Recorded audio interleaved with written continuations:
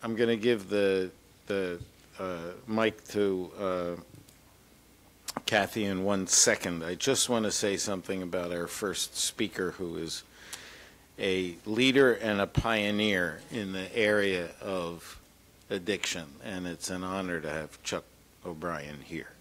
Thank you, Chuck. Kathy, you're on. That's what I was going to say as well. But I think for our next, this is a great way to head off our smaller set of panels here. We really have an absolute giant in the field on whose shoulders most of our work stands, as well as extraordinary experts in each of the specific forms of MAT. I won't do long introductions because I think the bios are already in your packets.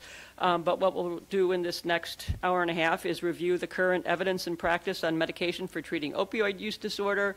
We'll focus on methadone, naltrexone, and buprenorphine, and Dr. O'Brien will give us our opening presentation for about 25 minutes.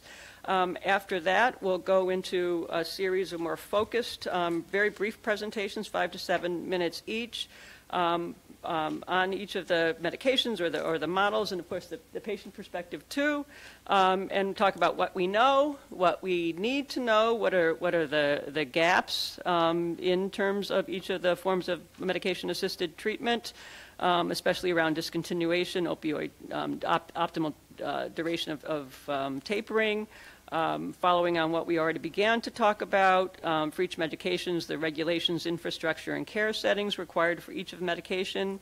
What do we know about the non-medication aspects of treatment vis-a-vis each form of medication, and identify barriers to to the use of specific medications. And so, without further ado, we are honored to have you, Dr. O'Brien.